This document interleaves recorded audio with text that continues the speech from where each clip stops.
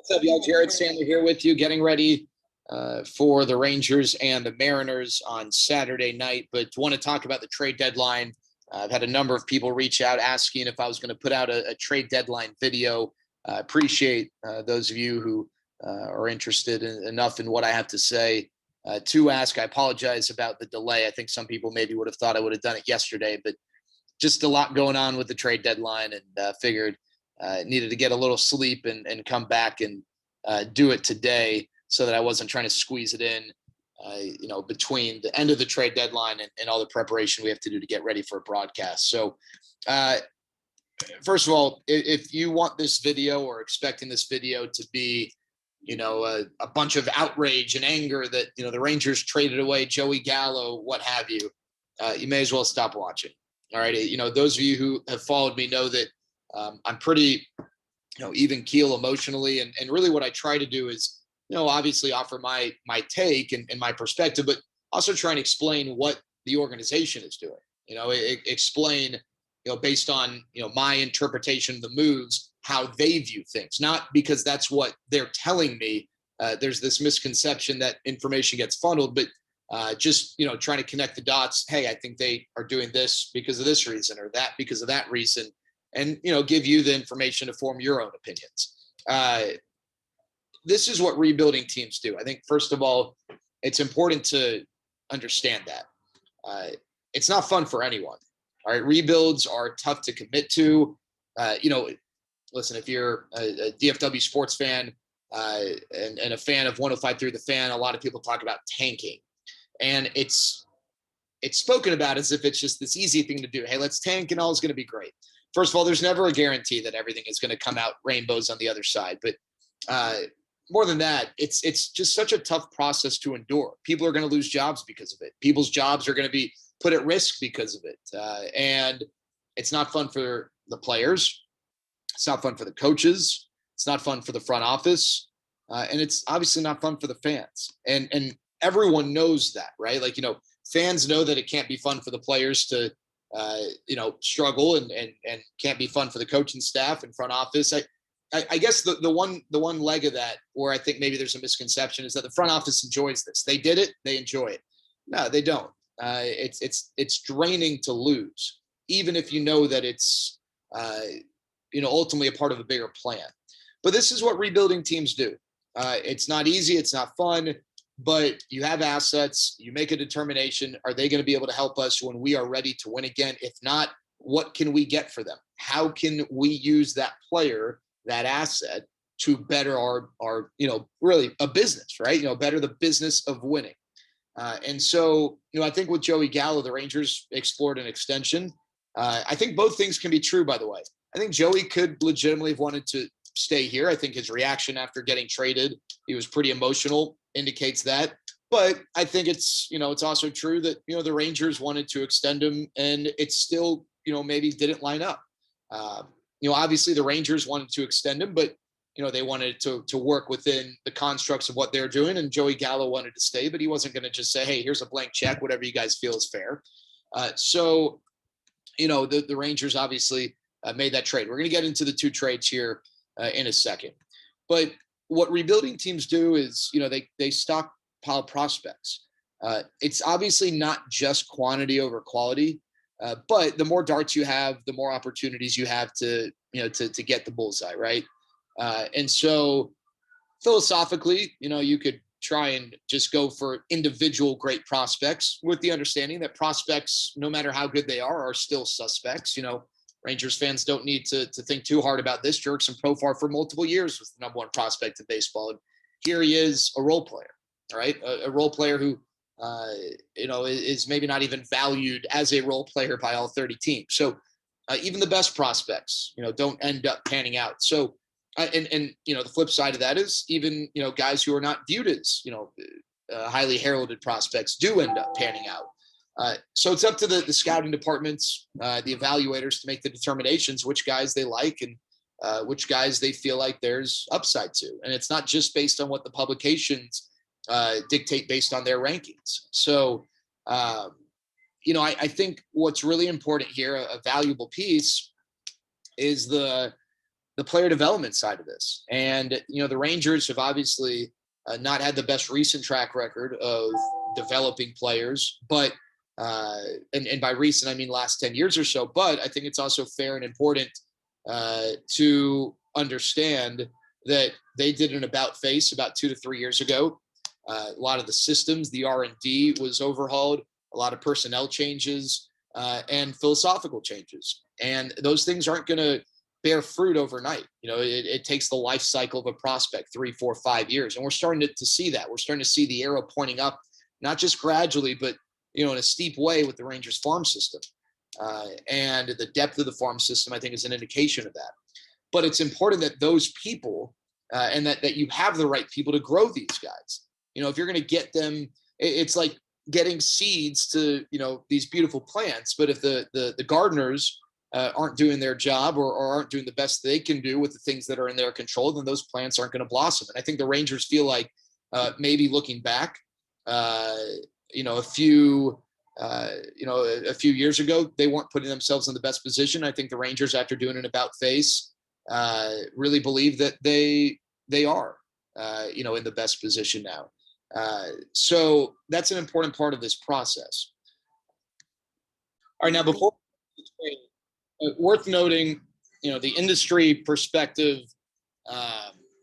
not people tied to the Rangers, was that the Rangers came away with a pretty good haul, between the two trades. No one is sitting there shouting that the Rangers were the big winners from the trade deadline, but, I haven't really seen a lot of industry opinions suggesting that the Rangers were losers, in any way. And obviously, here's the reality.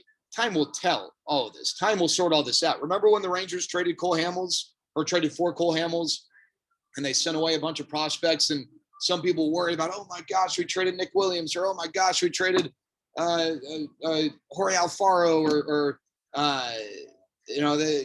can't believe Jared Eichhoff.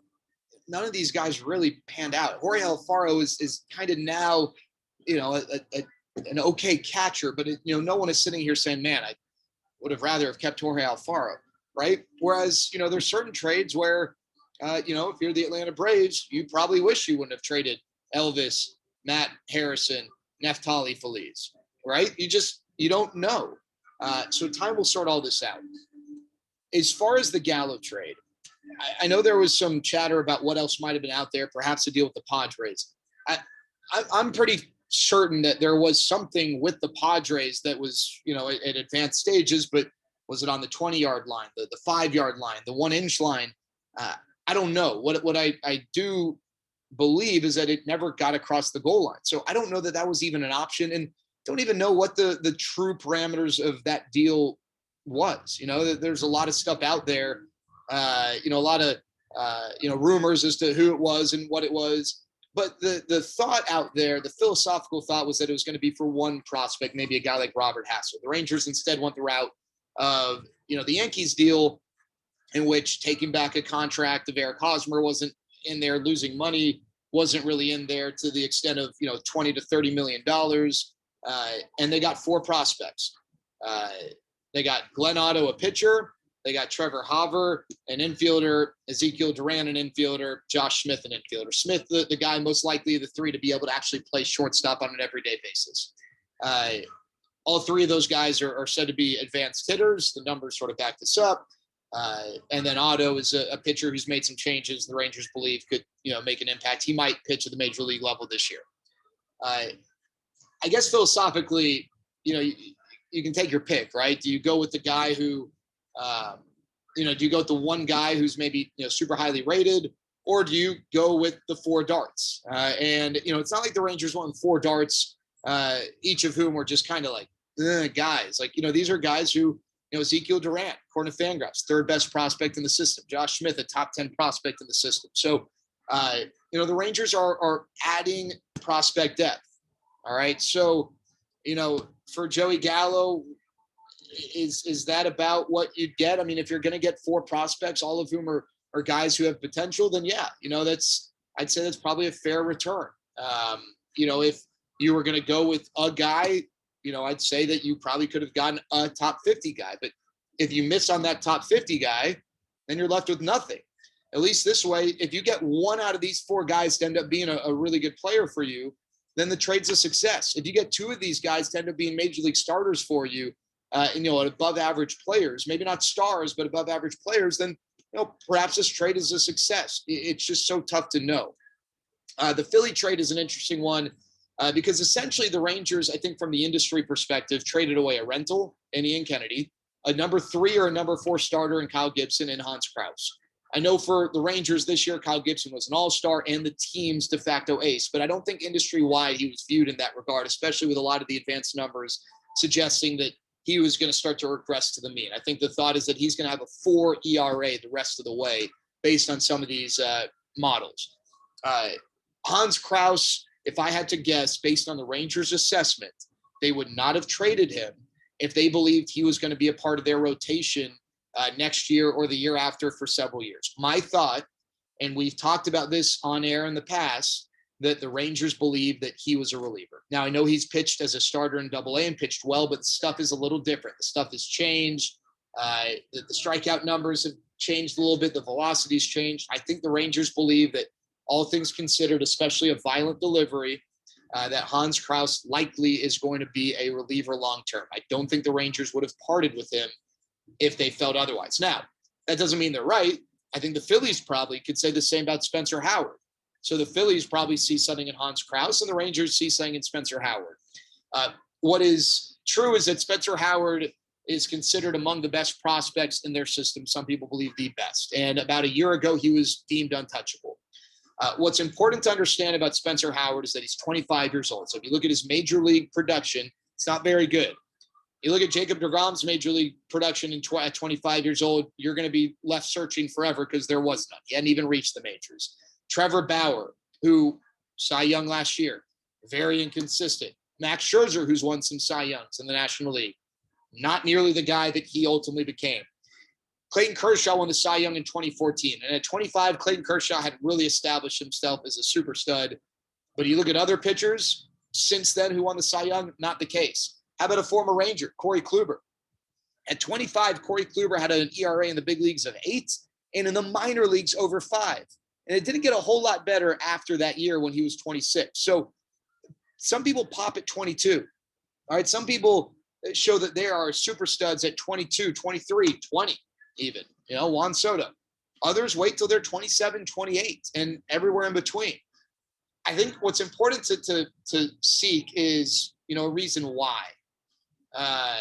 Why is a guy maybe delayed in his development? And sometimes there's not an answer that's available to, the layperson like us on the surface. One thing that is available is that the Phillies have not really ever stuck to a routine with Spencer Howard.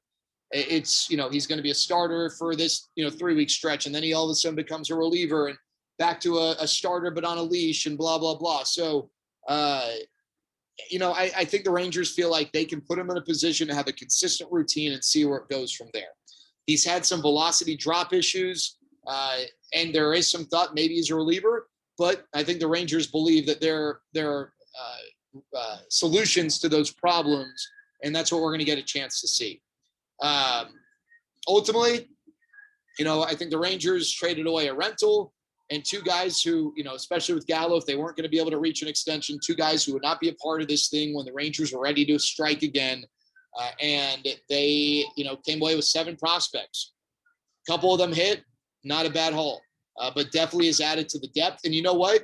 Maybe when the Rangers are ready to strike, these guys can help bring others back into trade when the roles are reversed. The one thing I'd say is I do wonder how this impacts the team's offseason strategy. If they are going to go hard after Trevor Story, what does Trevor Story think about this situation? It's very easy to sell the future, but for a guy like Trevor Story, he might want to at least see something in the present, a compadre that he can run with to help build this thing up. I don't know. Maybe it makes a difference. Maybe it doesn't. We'll have to wait and see. All right, y'all. Those are some thoughts. I probably, didn't cover everything, but worth mentioning some of that. We'll talk to y'all later.